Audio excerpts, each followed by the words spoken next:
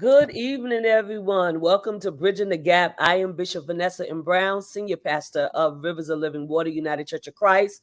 And tonight I have a wonderful guest. I have known this brother for about 10 years or so. He is Julio Roman. And I am just in love with this brother. He is magnificent in his work. And I want him to introduce himself to you all on tonight. Bishop Brown, thank you so much for that amazing introduction. Hi, everyone.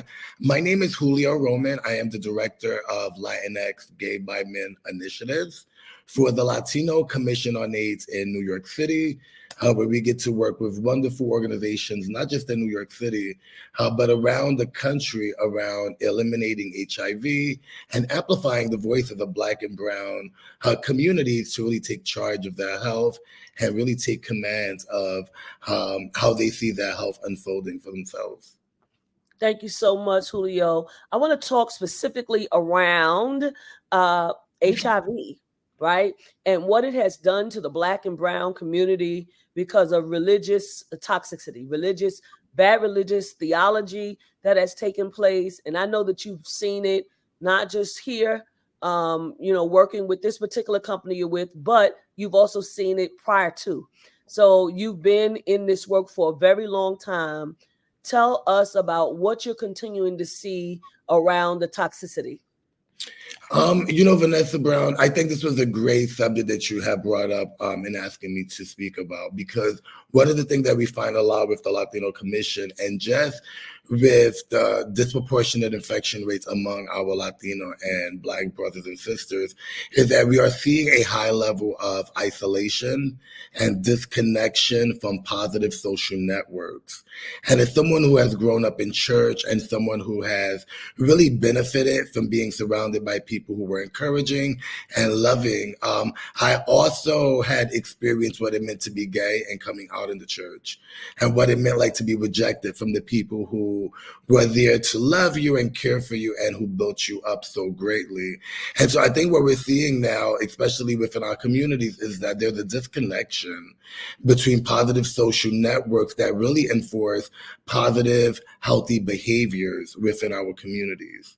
And what I mean by that, as an example, is how we are seeing not only an alarming increase in terms of HIV infection rates among our 25 and below LGBT community members, but we're also seeing an increasing of infection rates among our 50 plus.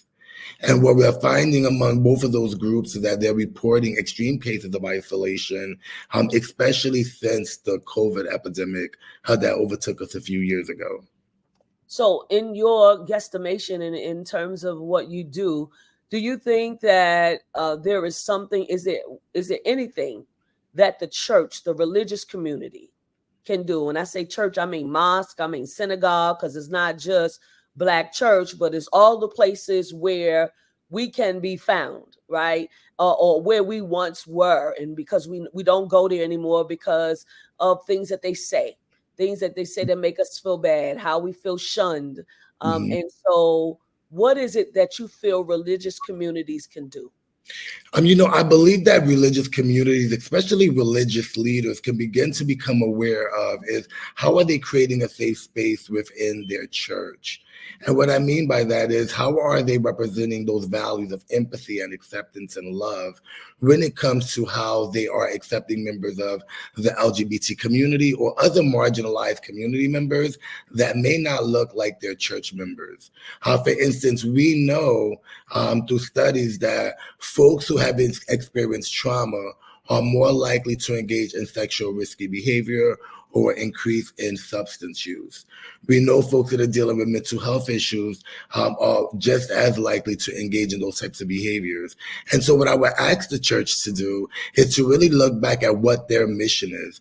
What is the church there for? I know for me growing up, the church represented a place that was an open door where you can be embraced, where there was people there that really loved you.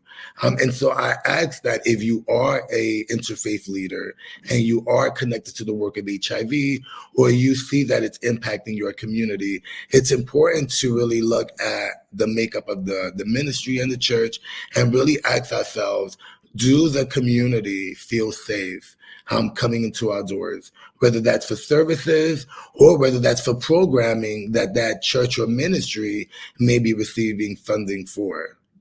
Thank you for that. That those numbers that are trending up. What do you attribute that to?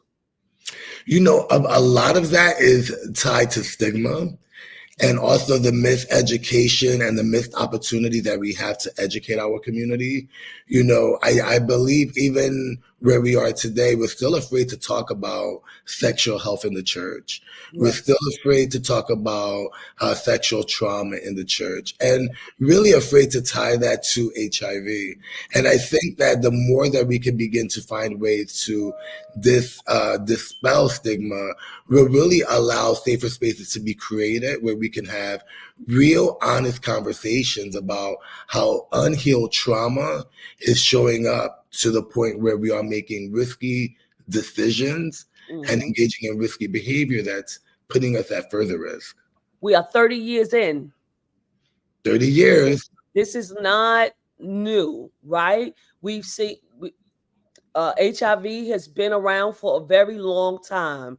There has been some headway, but not enough, right? Mhm. Particularly if the numbers are still trending upwards, right? There was a time when there was a lull. I know they were saying, they wanted to try to get rid of HIV by a certain year, Mhm. and I think that they're still striving towards that time frame, but we still seem to be in trouble. You gave the age ranges, so what do you feel can be done in terms of those age ranges that you named? I think you said 18 to 25 and then 50 and above. What what can we say? What can we actually do? Because I feel like we can talk about things, but we got to have a plan in place. So what is Absolutely. the plan? What is the plan of action, particularly for faith leaders, particularly for communities of faith, churches and synagogues and mosques? What's the plan? I have an affirming church, but somebody else doesn't always have that. So Mhm. so so what's the plan? You said creating safe spaces. I know you have a book about that. What is the plan?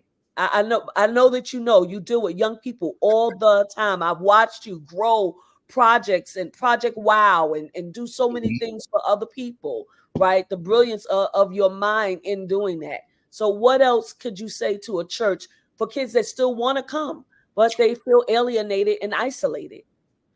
You know, Bishop Brown, I would say that we need to. There's several things first that we can do. You made a mention to the ending the epidemic and how we had created a goal of 2030, and we are still currently looking at that as being a goal. But there's several things that a church can do and a community can do. One of the first things that we really need to take a look at is how are we creating a holistic health approach to how we are servicing our community. How are we integrating mental health, physical health, spiritual health, and emotional health together, whether we're providing it directly or whether we're partnering with other organizations to be able to provide those services? So, one of the first things I think we can do is look at what tools do we already have at our disposal that we can easily use, and then how can we partner with other organizations who are providing those other pieces of support, let's say around mental health or let's say around emotional health that the church may not be equipped for at that moment. You know, I tell folks at this day and age about advocacy, we have to look at untraditional partnerships. So, Yes. who are partners that we typically don't call on that can actually play a role in being able to help us either fund some of these programs or able to help us expand or enhance what we're already doing. I love that. You Collaboration. Collaboration. know, That's important. And there are resources to find out in your city, in your town, what agencies that the church can possibly collaborate with. Because, Julio, you are right. Just because I'm called to pastor and preach and all of that doesn't mean that I'm equipped to provide mental health, right? Because I'm not a mental health therapist. So I am qualified to give counseling to an extent. And then what I need to know how to do is refer, right? Absolutely. Find out the places and spaces that will counsel young people between a certain age, that will counsel those between 50 and above and whatever else, so that conversation can get going, because I feel like a lot of it also affects the mental and emotional health and wellness of these young people as well as some of the older people. Absolutely, absolutely. Bishop Brown, you brought up a great point about working with CBOs, right? But even taking it a step further, how are the churches working with corporate America? How are the churches working with businesses that have Christian employee resource groups, that have Muslim employee resource groups, that have Jewish employee resource groups? And I say that to say, as an LGBT advocate, I've utilized Pride Month as a way to build relationships with Fortune 500 companies and Fortune 100 companies Yes. by offering my ability to come in and say, hey, you have a LGBT resource group. Let me come in and do an hour workshop so I can tell you about what we do. Yes. So a lot of times it starts off with saying, what can we do for you? Yes. So that way you down the line can be able to keep us in mind in terms of support and resources. Because as we know, to end HIV, we're going to need funding and we're going to need money to be able to support our staff, our team, and to be able to keep those lights on. So I'm so happy that you brought up that topic of partnerships and collaboration, because it's important. And one last piece on this, on the advocacy piece, I really try to share with my audience moving forward that it's not enough just to be an advocate anymore, even within the church. We have to become businessmen and women in understanding how business will affect advocacy and how advocacy can enhance businesses and the missions that they have already in place. I like that. I don't want to give away a free workshop here, but I would like you to say more about that. Like, when you say a church can get in touch with a business, like how can they do that? Like, what are the businesses that they can tap into? Because you're right, it's not going to just be good preaching. You Mm-hmm. need money to fund whatever program that you want to have. Absolutely, absolutely. So a great example that I can utilize is every company, many of these major businesses have a social impact department or company or mission, and it's important to get identify who that human resource person is, Yes. and when that and what their employee resource groups are, to really figure out what group you can be of service to within that particular company. And then really think about, what message, what can you provide them for 1 hour to those employees that is going to be able to help them build community within their company? Because we know that if you build community within a corporation, it affects the bottom line. And so the first thing you want to do is figure out, where do I fit in within this company and what can I offer them? To be able to begin to build that relationship.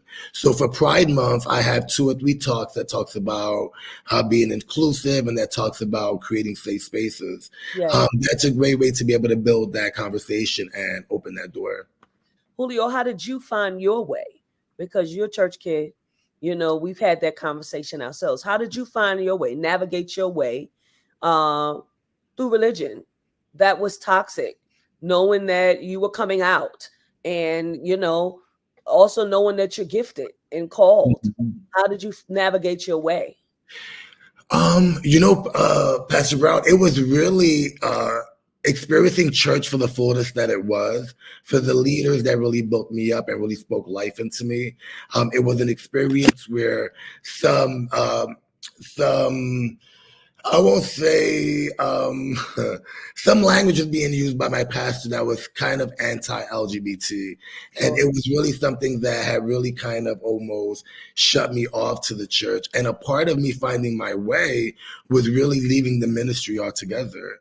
You Yeah. know, I felt really wounded by the comments and the attitude of my pastor. And I vowed that day that I would never go back to church. Yeah. But it was during my work when I started doing outreach that I began to realize that in some ways I was doing God's work. I was doing my ministry. I was keeping people safe. It wasn't in the church, it wasn't in the same environment, but those same values and principles that they shared with me stayed with me. And Yep. so, even though I was like a kid who was really upset and just wanted to leave, I realize now that the church was instrumental in putting key elements of leadership in me that then came about again once I left and started doing advocacy work. Yeah, I think that you hit the nail on the head, because everybody thinks that the work is in the church when really the work is not in the church. The work is outside of the church, right? That's where true ministry begins. We gather as saints of God to come and we give God praise, but the real work begins when we leave those four walls. And so you have definitely been, an exemplary pastor in that way, right? To many young people who have needed you. They have needed to hear what you had to say. They needed the resources. They needed the space to cry and to be upset, and all of the things that needed, and they needed a space for joy. And so Absolutely. I have absolutely watched you create that space. And what I want to say to those that are listening, it's very important that if you don't have the skill set, listen, you are not diminished because you don't have that skill set. You can always call on people that do have that skill set, that do have those gifts and those talents and those abilities. And Julio Roman is one of those people that I know that absolutely has that gift and those talents, and ways in which you have to talk to young people, ways that you have to entreat them. I don't have to tell you that you need to be kind, right? I don't have to tell you Mhm. that you have to stop using toxic theology. You want young people who are queer adjacent or who are queer to come into your church, then that is the way that you're gonna have to do it. Otherwise, they're gonna keep going to brunch. Absolutely. Okay. And you know what? Maybe they're not going to come in. Maybe you find something outside of the church for them to Absolutely. do, right? Maybe the four walls are not going to be it for them. So maybe you're going to have church outside. Maybe you're going to go to the bowling alley. Maybe you're going to go That's to the brunch spot. And we could go on and on about all the places and spaces that you can go to do it. I want to say, Julio, also, your story is just so encouraging to so many people. I've heard people over and over talk about the impact that your story alone has made on their lives. So I want you to keep telling your story, and you have, because you wrote a book. And so tell us a little bit about the book, because I definitely want to push it. Thank you so much. The book is called Out of Space, Creating Safe Spaces in Unlikely Places. It's available on Amazon and all the major stores.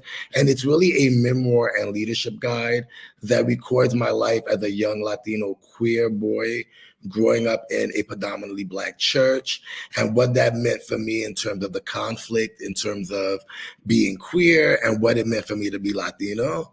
And then I also talk about how I navigated unsafe spaces, and talk about the work that I currently do today in, not only building safe spaces and designing them with organizations, but also what does it mean to be a safe space? What does it mean to, as you just mentioned so beautifully, how do you take the church outside of those four walls? Yeah. And how do you become church in every room that you walk in? And that's really the message of my book, is to put responsibility on us as advocates to say we deserve more than four walls. We deserve to represent those values, and we deserve for the community to see those values in us, no matter what room we show up in. I'm very happy to be having these kinds of conversations. Of course, being the senior pastor at Rivers, but also as an ambassador of HIV Vaccine Trials Network, because I feel like faith leaders need to have these conversations over and over and over again. And the thing about it is that I can come to your church and say, hey, we're going to do these conversations here. We're going to do these conversations there. And a lot of people are not going to show up, right? Mhm. Because the first thing it is like you said, there's a stigma associated with HIV still after 30 years, right? So let's Absolutely. have it virtual. and then you can get the opportunity to see it and send it to all your leaders, because your leadership needs it and your congregation needs to hear these kind of conversations about what and how to do, to talk about why we're still in the same space, almost at least, that we were 30 years ago. Why are the numbers rising? What is really Mhm. happening? And what more can we do? We, and when I say we, the church is supposed to be at the center, right? And well, or maybe not. Maybe we're supposed to be at the margins.